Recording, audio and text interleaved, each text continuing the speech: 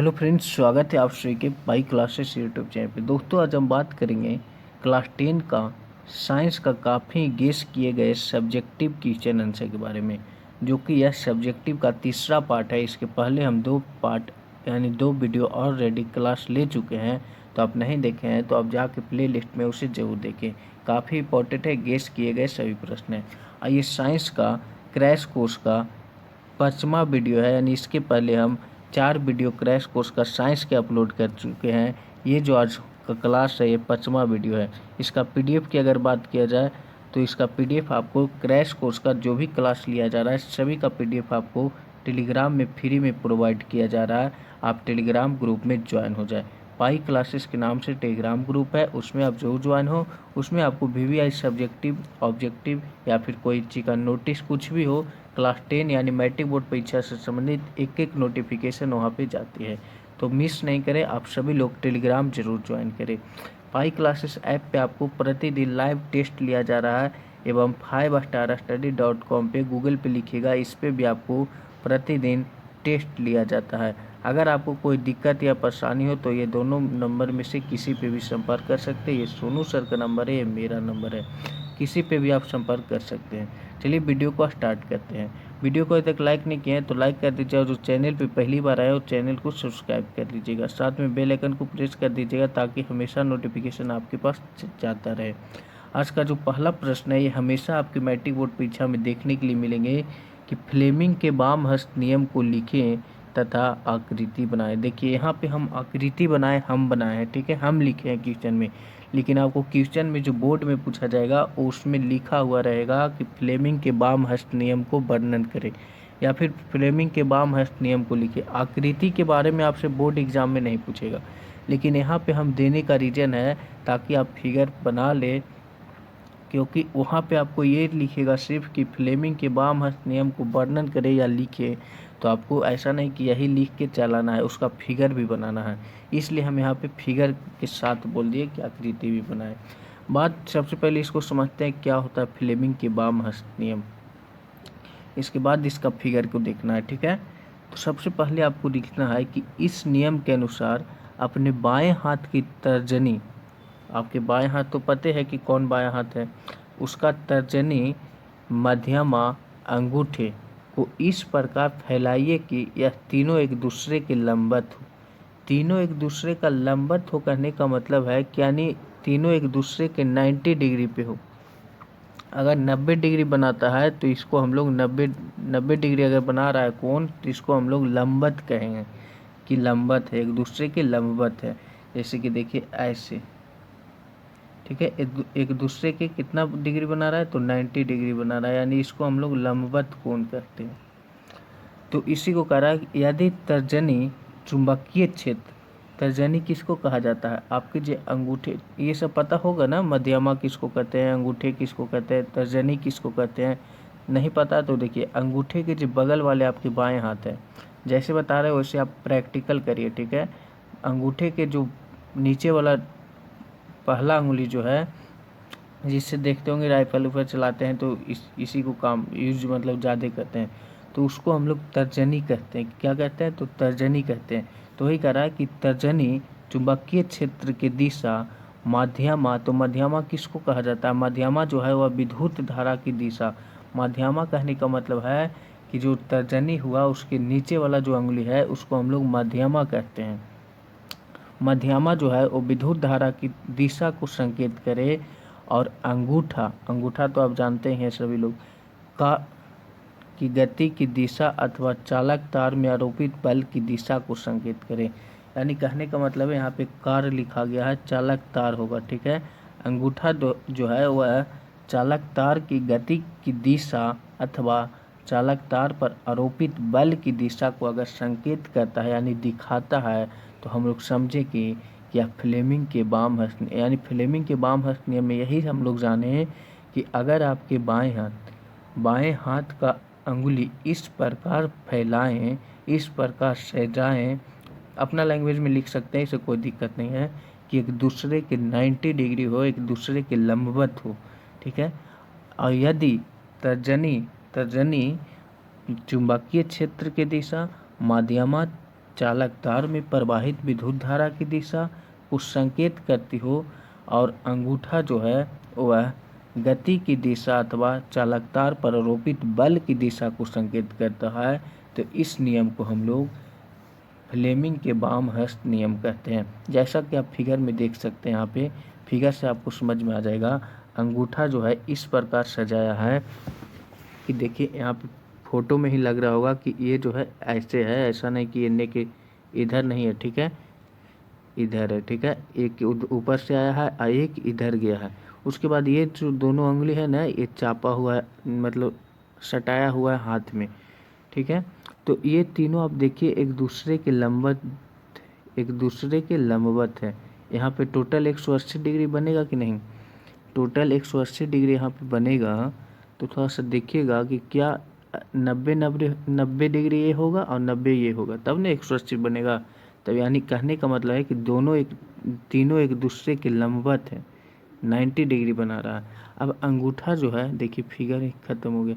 अंगूठा जो है वह देखिएगा, अंगूठा जो है यह, इसको हम लोग अंगूठा कहते हैं। यह किसको इंगित करता है, तो यह जो है गति की दिशा अथवा चालकतार पर आरोपित बल की दिशा को दिखाता है।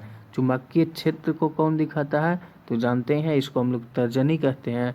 और ये वाला जो उंगली होता है, इसको, यह जो है वह विद्युत धारा, जिसको माध्यमा कहा जाता है, ये उंगली को माध्यमा जो है वो विद्युत धारा को दिशा की ओर संकेत करती है, यानी दिखाती हो। तो इस नियम को हम लोग फ्लेमिंग के वाम हस्त नियम। आपको देखिए सबसे पहले एग्जाम में आएगा तो क्या करेगा, एग्जाम में जो आपको आएगा क्वेश्चन, इससे सीधा लिखा रहेगा कि फ्लेमिंग के वाम हस्त नियम को वर्णन करें या लिखें। तो आपको इतना तो लिखना ही है, ठीक है, इसमें कोई दिक्कत नहीं है। लेकिन साथ में आप फिगर नीचे में ज़रूर बनाइए या फिर ऊपर में, ताकि एग्जामिनर को लगे। अगर आप फिगर बना लेते हैं तो अगर ये 4 मार्क्स में भी पूछता है ना बाबू, तो 4 का 4 मार्क्स आपको फुल देगा। देखिए हम सब्जेक्टिव बताते हैं, ये नहीं, हमको पता है आपको याद होगा इसका आंसर, लेकिन सब्जेक्टिव में जो हम बताते हैं एक्स्ट्रा पॉइंट या फिर ऑब्जेक्टिव में, वो आपके हमेशा ज़िंदगी में काम देगा। ऐसा नहीं कि बोर्ड एग्ज़ाम में ही, ठीक है, आप हमेशा यूज कर सकते हैं उसको कहीं भी। तो आप जो वहाँ पे लिखिएगा वो सिर्फ इसका आंसर लिख के नहीं आ जाएगा, उसका फिगर अगर आप बना देते हैं तो 4 मार्क्स में पूछेगा, तो 4 मार्क्स उसको देने पड़ेगा जैसे वो दे। आपको इतना हो ही नहीं सकता कि इसमें 2 या फिर 3 काट के दे देगा, ऐसा होएगा ही नहीं अगर आप फिगर बनाइएगा तो। हाँ, कब होगा, जब ये अपना अटपटांग लिख दीजिएगा या फिर किताबी लैंग्वेज में जानवे करते हैं, छाप के लिखे में लगा रहते हैं एग्ज़ाम में, तो ऐसे करिएगा तो फिर नंबर कट जाएगा, ठीक है। अपना लैंग्वेज में याद करिए और इसे लिखिएगा। चलिए बात करते हैं अगले प्रश्न की ओर। अगला जो प्रश्न है वह है फ्लेमिंग के दक्षिण हस्त नियम को लिखें। तो फ्लेमिंग के वाम हस्त नियम में हम लोग तो अभी पढ़े, अब बात करते हैं फ्लेमिंग के दक्षिण हस्त नियम। दोनों काफ़ी इंपॉर्टेंट है दोस्तों, दोनों हमेशा मैट्रिक बोर्ड परीक्षा में पूछे जाते हैं, VVI प्रश्न है। इसके बारे में बात करते हैं कि किसको कहा जाता है फ्लेमिंग के दक्षिण हस्त नियम, इसमें क्या होता है। तो इसमें, इस नियम में प्रयोग विद्युत चुंबकीय प्रेरण में प्रेरित धारा की दिशा निर्धारित करने के लिए किया जाता है। यानी इस नियम का प्रयोग जो किया जाता है, फ्लेमिंग के दक्षिण हस्त नियम का प्रयोग किया जाता है किस में, तो विद्युत चुंबकीय प्रेरण में प्रेरित विद्युत धारा का जो दिशा होता है, यानी डायरेक्शन जो होता है करंट का, उसको निर्धारित करने के लिए इसको हम लोग यूज करते हैं, इस नियम को, फ्लेमिंग के दक्षिण हस्त नियम को। इस नियम के अनुसार अपने दाएं हाथ, यहाँ पे देखिएगा उसमें बाएं हाथ था, यहाँ पे दाएं हाथ कह रहा है, दाएं हाथ की अंगुलियां को इस प्रकार फैलाएं कि तर्जनी जो है वह तर्जनी, मध्यमा तथा अंगूठे एक दूसरे के लंबवत हो। जैसे कि बाएं हाथ में था उसी प्रकार दाएं हाथ में एक दूसरे के लंबवत हो। तो तर्जनी लंबवत जब होगा तो तर्जनी जो है वह चुंबकीय क्षेत्र की दिशा को इंगित करेगा, तर्जनी जो है वह चुंबकीय क्षेत्र की दिशा को इंगित करेगा, एवं अंगूठा जो है वह चालक तार में गति की दिशा की ओर दिखाया जाएगा, और मध्यमा उस चालक तार में विद्युत धारा की दिशा को दिखाएगी। ये तीनों पॉइंट आप याद रखिएगा। अगर इतना याद रखते हैं तो आप अपना लैंग्वेज में वहाँ पे बना के लिख दीजिएगा। मेन रूप से यही याद रखना है कि तर्जनी जो होती है इसमें दाएं हस्त नियम में, दक्षिण हस्त नियम में तर्जनी जो होती है वो चुंबकीय क्षेत्र की दिशा को इंगित करती है। अंगूठे जो है वो चालक तार में गति की दिशा की ओर इंगित करती है यानी दिखाती है। और मध्यमा जो होती है वह उस चालक तार में विद्युत धारा की दिशा को दिखाती है। जैसे कि देखिए अभी तो बाएं हाथ की थी, यहाँ पे फिगर में आप देख रहे होंगे दाएं हाथ है कि बाएं हाथ आपको लग रहा है, दाएं हाथ है। ठीक है, ध्यान से देखिएगा, अगर आपको लग रहा है तो मिस्टेक खा रहे हैं। यहाँ पे दाएं हाथ आपको दिया गया है, देखिएगा दाएं हाथ में अंगूठा जो है ऊपर में ऐसे सजाया है जैसे कि इस प्रकार से है, देखिए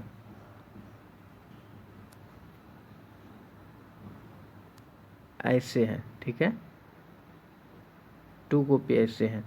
ये जो आपको ऐसा लग रहा है ना, ये मतलब आप बनाइएगा ना हाथ पे अपना दाएं हाथ ऐसे प्रैक्टिकल करिएगा, आप अभी कर रहे होंगे तो देखिएगा ये अंगूठा जो है ऊपर में जाएगा। ठीक है, ऊपर में जाएगा। तो बात करते हैं कि ये देखिए एक दूसरे के 90 डिग्री आपको पहले ही समझा दिए थे। तो यहाँ पे देखिएगा अंगूठा क्या इंगित कर रहा है, तो अंगूठे जो है वह चालक तार की गति को दिशा को इंगित कर रही है। एवं ये देखिए ये क्या है, ये इसको हम लोग तर्जनी अब की नाम सुने, आप नहीं जानते होंगे तो याद रखिएगा, तर्जनी इसको कहा जाता है। तो तर्जनी यहाँ पे देख रहे हैं कि यह चुंबकीय क्षेत्र की दिशा को इंगित कर रहा है। किसको, तो चुंबकीय क्षेत्र की दिशा को। अगर बात किया जाए मध्यमा की, तो मध्यमा किसको इंगित कर रहा है, तो प्रेरित धारा की दिशा को इंगित कर रहा है। किसको, तो प्रेरित धारा की दिशा को। ये तीनों पॉइंट आप याद रखिएगा, फिर आप बना के लिख दीजिएगा। फिगर जरूर बनाइएगा, फिगर आपको हम इसलिए दे दिए ताकि आप ऐसा नहीं कि छोड़ दे इसको, फिगर आपको जरूर लिखना बनाना है वहाँ पे। ठीक है, चलिए उम्मीद करता हूँ आप समझ गए होंगे। अगर ये 4 मार्क्स या 2 मार्क्स में आए आप आसानी से इसे लिख दीजिएगा, वो आएगा, ऐसा नहीं है, 2 में से 1 जरूर आएगा। आप देखिएगा एग्जाम में सभी गेस किए गए, जो भी सब्जेक्टिव आ रहा है वो सभी गेस किया गया प्रश्न आ रहा है। चलिए बात करते हैं अगले क्वेश्चन की ओर। अगला जो प्रश्न है वह काफ़ी इंपॉर्टेंट ये भी प्रश्न है, कह रहा श्रेणी क्रम समूहन तथा समांतर क्रम समूहन में क्या अंतर है। काफ़ी इंपॉर्टेंट क्वेश्चन है, आपको हमेशा 4 मार्क्स में पूछे जाते हैं। अगर 2 मार्क्स में पूछेंगे तो कम से कम आपको 2 अंतर लिखना है। ठीक है, अब हम बात करते हैं कि श्रेणी क्रम समूहन और समांतर क्रम समूहन में क्या अंतर है। ये कैसे कहते हैं श्रेणी क्रम समूहन, समांतर क्रम समूहन, इसके पहले वाला क्लास में हम बताए थे किसे कहते हैं, इसका फिगर कैसा होता है, सभी के बारे में हम बात किए थे। अब इसका ये दोनों में अंतर देखते हैं कि श्रेणी क्रम समूहन तथा समांतर क्रम समूहन में क्या अंतर है। तो सबसे पहले आपको लिखना है कि श्रेणी क्रम समूहन तथा समांतर क्रम समूहन में निम्नलिखित अंतर है, यानी फिर निम्नलिखित अंतर इस प्रकार है। आप अपना अनुसार लिख सकते हैं। यहाँ पे लिखेंगे श्रेणी क्रम समूहन और इधर लिखेंगे समांतर क्रम समूहन। श्रेणी क्रम समूहन में आपको पहला नंबर देना है, लिखना है इसमें सभी प्रतिरोधों में समान विद्युत धारा प्रवाहित होती है। यानी श्रेणी क्रम में आप देखिएगा बाबू, इस श्रेणी क्रम में जो होता है वो सभी प्रतिरोधों में जो भी प्रतिरोध होता है उसमें सभी में समान विद्युत धारा यानी इक्वल करंट प्रवाहित होती है। किस में, तो श्रेणी क्रम में। लेकिन अगर समांतर क्रम की बात किया जाए तो इसमें सभी प्रतिरोधों में अलग अलग विद्युत धारा प्रवाहित होती है। यानी अगला प्रतिरोध जैसे R1 प्रतिरोध है तो इसमें अलग विद्युत धारा प्रवाहित हो रहा है, R2 अगर कोई प्रतिरोध है तो इसमें अलग विद्युत धारा प्रवाहित हो रहा है, R3 अगर कोई प्रतिरोध है तो इसमें अलग विद्युत धारा प्रवाहित होता है, जिससे हम लोग समांतर क्रम समूहन, ये जो है मेन रूप से मेन अंतर देखिए यहाँ पे क्या हो रहा है। अगर श्रेणी क्रम रहेगा समूहन तो उसमें विद्युत धारा जो प्रवाहित करेगी वो सभी प्रतिरोधों में समान करेगी। अगर बात किया जाए पहला प्रतिरोध में 1 एम्पीयर धारा प्रवाहित कर रही है तो दूसरा प्रतिरोध में भी 1 एम्पीयर धारा प्रवाहित करेगी, दूसरा प्रतिरोध में भी। ठीक है, और लेकिन यहाँ पे उसी को बात किया जाए तो यहाँ पे थोड़ा चेंज हो जाता है, क्योंकि समांतर क्रम का आपको फिगर से ही पता चल रहा होगा। अगर आप कल क्लास किए होंगे तो नज़र में आ रहा होगा ध्यान में कि फिगर, अगर आप ध्यान किए होंगे तो देखे होंगे फिगर थोड़ा सा इस टाइप का था ऊपर में, फिर उसके बाद नीचे था, उसके बाद ऐसे था। लेकिन इस श्रेणी क्रम में जो था ऐसा था। ठीक है, यानी इस प्रकार से था। तो उम्मीद करता हूँ आप कल क्लास किए होंगे तो ये समझ में आ रहा होगा, नहीं तो फिर नहीं समझ में आएगा। अगर ध्यान इधर होगा तब ध्यान कहीं और होगा तो फिर नहीं कर सकते हैं। अगला जो अंतर है वह है इसमें सभी प्रतिरोधों के बीच छोरों का विभवांतर अलग अलग होता है। देखिए विभवांतर आपके नया नाम नहीं है, विभवांतर के बारे में भी कल ही डिस्कस किए थे, विभव के बारे में बताए थे कि किसे कहा जाता है, इसका SI यूनिट क्या होता है, कितना, ये सभी के बारे में इसका पूरा डिटेल बताए थे। ठीक है, तो इसमें सभी यानी श्रेणी क्रम में सभी प्रतिरोधों के बीच का जो छोर होता है, छोरों का विभवांतर जो होगा वो अलग अलग होगा। ठीक है, पोटेंशियल डिफरेंस जो होता है वो अलग अलग होता है। लेकिन समांतर क्रम की अगर बात किया जाए तो इसमें सभी प्रतिरोधों के छोरों का जो विभवांतर होगा वो समान होगा यानी बराबर होता है। अगला जो अंतर है वह है इसका समतुल्य प्रतिरोध अगर आप निकालिएगा तो सभी प्रतिरोधों को योगफल के बराबर होता है, लेकिन इसका समतुल्य प्रतिरोध अगर आप निकालिएगा तो व्युत्पन्न सभी प्रतिरोधों के व्युत्क्रम के योगफल के बराबर होगा। इसमें तो योगफल के बराबर होता है, सभी प्रतिरोधों के योगफल के बराबर होता है, लेकिन समतुल्य समांतर क्रम समूहन में अगर समतुल्य प्रतिरोध आप निकालेगा तो व्युत्क्रम सभी प्रतिरोधों के व्युत्क्रम के योगफल के बराबर होता है। ठीक है, ये मुख्य रूप से ये अंतर है। अगला अंतर एक और याद रख सकते हैं क्योंकि 4 मार्क्स में पूछेगा तो 4 अंतर कम से कम देना है। इसका समतुल्य प्रतिरोध सभी प्रतिरोधों से बड़ा होगा। निकालिएगा श्रेणी क्रम में तो मान लिया जाए 1 2 3, ये सब तो बताए ही हैं, क्या बताएं। तो इसका समतुल्य प्रतिरोध समतुल्य मैंने समझ रहे हैं ना, R इक्विवेलेंट अगर आप इसका निकालिएगा श्रेणी क्रम का तो इसका प्रतिरोध सभी जो भी प्रतिरोधों मान लिया जाए 1 ओम है, 2 ओम है, 3 ओम है, 4 ओम है, तो इसका जब समतुल्य प्रतिरोध निकालिएगा तो सभी प्रतिरोधों से कहीं ना कहीं ज़्यादा आएगा यानी बड़ा होगा। 4 3 2 1 ये सभी से कहीं ना कहीं R इक्विवेलेंट का जो मान आएगा, वैल्यू आएगा, वो ज़्यादा आएगा। कैसे आएगा आप बताएंगे ही, न्यूमेरिकल क्लास करिएगा तब। अगर डेली क्लास करते हैं तो समझ में आएगा। आप देख सकते हैं 4 और 3 7, 7 2 9, 9 1 10, इसका फार्मूला ही बताए थे, यानी इसका आंसर जो हो जाएगा 10। और डायरेक्ट यहाँ से MCQ में आता है प्रश्न, डायरेक्ट इसका आंसर 10 मार्क के आप आगे बढ़ सकते हैं, लेकिन ये सब जानिएगा तब, कल ही हम बताए थे। अब बात करते हैं इसका समतुल्य प्रतिरोध यानी समांतर क्रम की बात किया जाए तो समतुल्य प्रतिरोध सभी प्रतिरोधों से छोटा होता है। आप ध्यान देने वाला बात यहाँ पे है, समांतर क्रम का जब न्यूमेरिकल बनाइएगा तो इसमें देखिएगा कि समतुल्य प्रतिरोध जब आप निकालिएगा इसका समांतर क्रम का R इक्विवेलेंट तो उसमें सभी प्रतिरोध से छोटा वैल्यू आएगा। उम्मीद करता हूँ आप चारों जो अंतर है वो आप लिख लीजिएगा, याद कर लीजिएगा। काफ़ी इंपॉर्टेंट क्वेश्चन है बाबू, हमेशा आपके मैट्रिक बोर्ड परीक्षा में पूछे जाते हैं 4 मार्क्स में, कम से कम 4 मार्क्स में पूछेगा, और नहीं तो फिर आपको है ये 2 मार्क्स में तो गारंटी है कि पूछ ही देगा। तो कम से कम 2 मार्क्स में भी पूछता है तो आपको कम से कम 3 को ही लिख। हाँ तो चलिए अब जो बात आता है वह है काफ़ी इंपॉर्टेंट, ये भी प्रश्न आपके हमेशा देखने के लिए मिलेंगे। कह रहा है वोल्ट मीटर तथा ए मीटर में क्या अंतर है।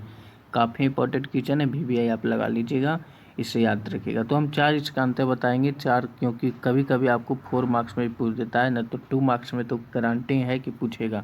ठीक है, तो हम 4 अंतर, इसका मुख्य 4 अंतर बताएंगे, दोनों में क्या अंतर है चारों आप याद कर लीजिएगा। कम से कम पास होने के लिए 3 याद रखिएगा।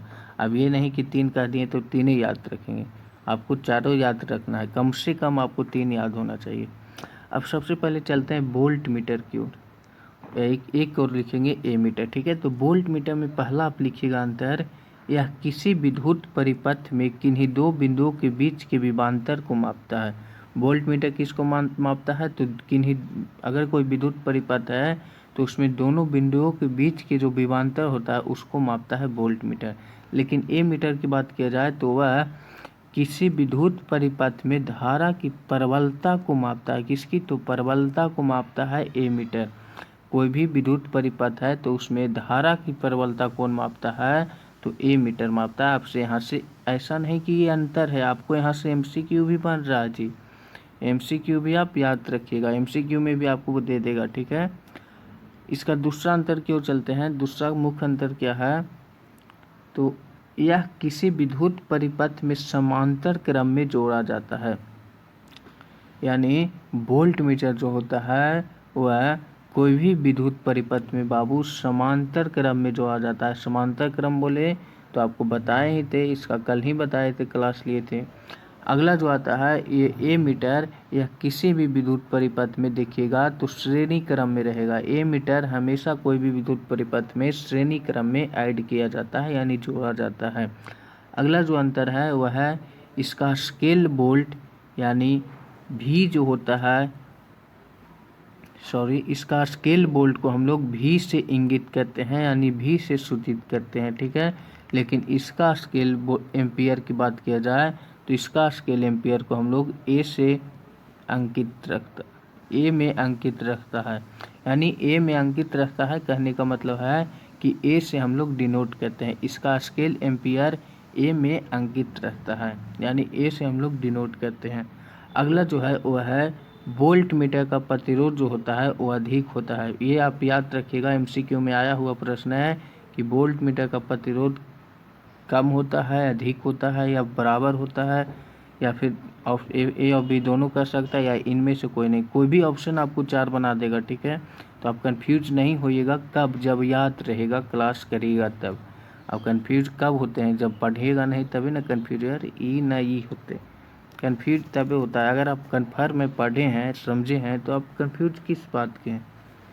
तो आप याद रखिएगा, एमसीक्यू में आया हुआ प्रश्न है कि वोल्ट मीटर का प्रतिरोध जो होता है, रेजिस्टेंस जो होता है वोल्ट मीटर का, वो अधिक होता है या कम होता है, तो अधिक होता है। लेकिन ए मीटर की अगर बात किया जाए रेजिस्टेंस के बारे में तो कम होता है यानी वोल्ट मीटर ज़्यादा होता है।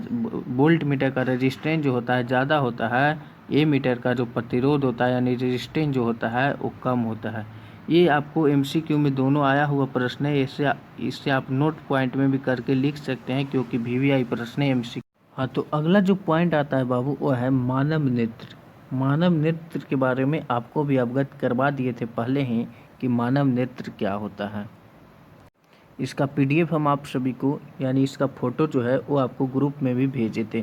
तो उम्मीद करता हूँ आप सभी लोग उससे देखे होंगे और ज़रूर बनाए होंगे। कितने लोग तो ये भी रिप्लाई उधर से आया कि सर बनाया हुआ है, हमें याद है। तो बढ़िया है, ये आपको 6 मार्क्स में पूछेगी कि मानव नेत्र का बनावट लिखें। बहुत ही इंपॉर्टेंट क्वेश्चन है बाबू, 6 मार्क्स में हमेशा अधिकांश बार हम देखते हैं कि ये आ ही जाता है। तो मानव नेत्र का बनावट जो होता है उसमें लिखना है कि मानव नेत्र कैसा, मतलब इसका बनावट कैसा है, इसका संरचना कैसा है। तुम आइरिस के बारे में डिफिनेशन करिएगा, सिलरी मांसपेशिया के बारे में उसमें बताइएगा, पुत्री कॉर्निया के बारे में बताइएगा। ये सब सभी नेत्र गोलक किसे कहते हैं, नेत्र लेंस का क्या उसमें कार्य है, इस सभी का कार्य क्या है, सब के बारे में वर्णन करिएगा, तब इसका बनेगा मानव नेत्र यानी उसका बनावट। यही आपको 6 मार्क्स में पूछेगा यानी अप्रॉक्स में 1 से 1.5 पेज आपको इसका बनावट में लगेगा। अब सोचिए 6 मार्क्स का है तो 1 पेज तो कम से कम लगेगा ही, 1 पेज। तो इसका बनावट हम भेज देंगे फिर से ग्रुप में। इसका फिगर काफ़ी ज़रूरी है, फिगर ऐसा नहीं कि इसको नहीं लेके चलेगा, बनावट पूछेगा तो इसमें फिगर ज़रूरी ऐड करेगा। और देखिए कुछ कल ही आया था मैसेज कि जो भी स्टूडेंट हो, बॉयज़ ही हैं जो मतलब सभी पर्सनल गर्ल्स के पास मैसेज करते हैं, गलत मैसेज कर रहे हैं एसओ से, तो ये सब फालतू का आप मत काम किया करिए, ठीक है।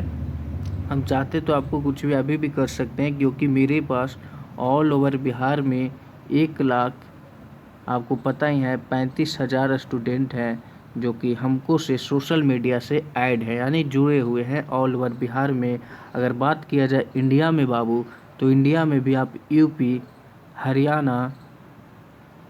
हरियाणा ये सब जो राज्य है इसमें आप पता कर लीजिएगा, मेरा उस वहाँ पे नाम चलता है, हरियाणा में भी यूपी में भी, क्योंकि उसके लिए स्पेशल क्लास दिया जाता है, ठीक है। ऐसा नहीं कि आपको हम पढ़ा रहे हैं तो सिर्फ आपको ही पढ़ा रहे हैं मैट्रिक का ही, आगे भी मेरा काम है, ठीक है। तो वहाँ पे भी नाम चलता है। अगर हम चाहेंगे अभी भी तो आप सभी को कुछ भी कर सकते हैं। तो ये सब गलत काम मत करिए कि हम अपने आप की खरखां समझते हैं, ठीक है। ये सब गलत काम है। आप पढ़ते हैं, पढ़ने से मतलब रखिए क्या क्या हो रहा है, किसके पास मेजर, ये सब गलत जो काम है ना वो सब पर ध्यान नहीं करिए। आप अभी बच्चे नहीं हैं कि ये सब बोलने वाला बात है। आप एक बोर्ड एग्ज़ाम देने वाला स्टूडेंट है फिर भी आप ये सब गलत काम करते हैं, ये ठीक नहीं लगता है, ठीक है। तो जो भी हो, उम्मीद करता हूँ कि आप पढ़ने वाला ही स्टूडेंट होंगे क्योंकि बिना पढ़े हुए आप जो हमसे ज्वाइन नहीं हो सकते हैं। आप पढ़ते होंगे तभी ज्वाइन हुए हैं। अब पढ़ने का मतलब ये नहीं होता है कि आप गलत बोल के कुछ भी कर सकते हैं, ठीक है। ये सब गलत काम नहीं करिए। जो भी हो, बुरा लगेगा तो थोड़ा कुछ देरी के लगेगा, लेकिन आपको थोड़ा इससे सीख मिल जाएगा बाबू। जो भी हो, जो भी स्टूडेंट हो, ठीक है। आप गलत का मैसेज मत किया करिए किसी के पास, या कॉल झूठ का किसी का बदनाम करना, ये करना।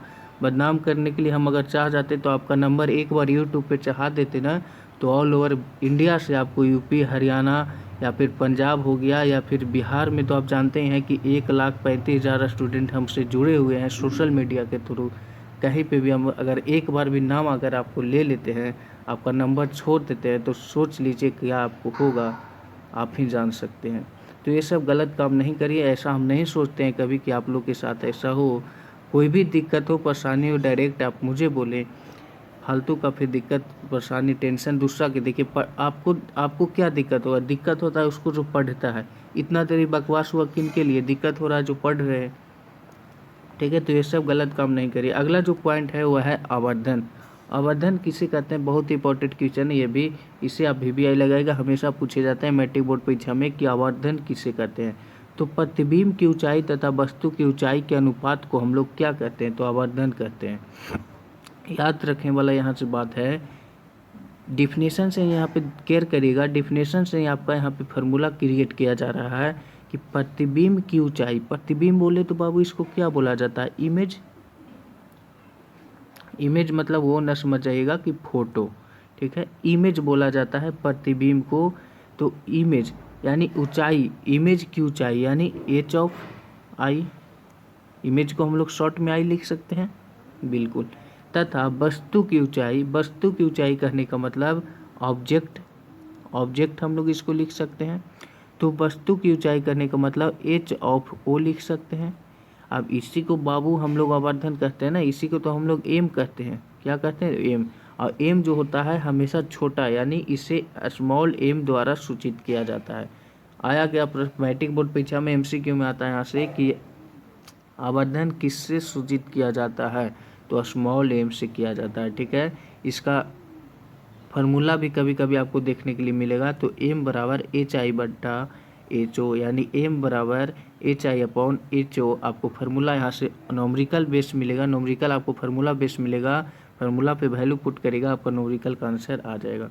तो उम्मीद करता हूँ ये आप समझ गए होंगे। यहाँ पे वही लिखा गया, तो ऐसा कन्फ्यूज नहीं होगा। आवर्धन बराबर प्रतिबिंब की ऊंचाई बटा वस्तु की ऊंचाई। ये सब फार्मूला है, यहीं से आ रहा है। आप ये समझ गए, क्लियर हो गया। तो उम्मीद करता हूँ कोई दिक्कत या परेशानी नहीं हुई होगी, सब समझ गए होंगे। इसे आप लिख लीजिएगा, इसका PDF हम टेलीग्राम में सेंड कर देंगे और ग्रुप में, ठीक है। तो इसको एक बार आप सभी लिख लीजिएगा।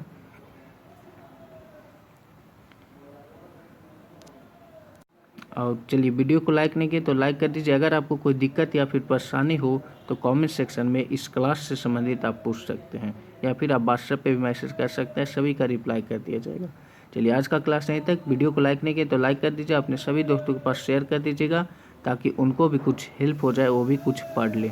चलिए, आज का क्लास यहीं तक, फिर मिलते हैं नेक्स्ट क्लास में। जय हिंद, जय भारत।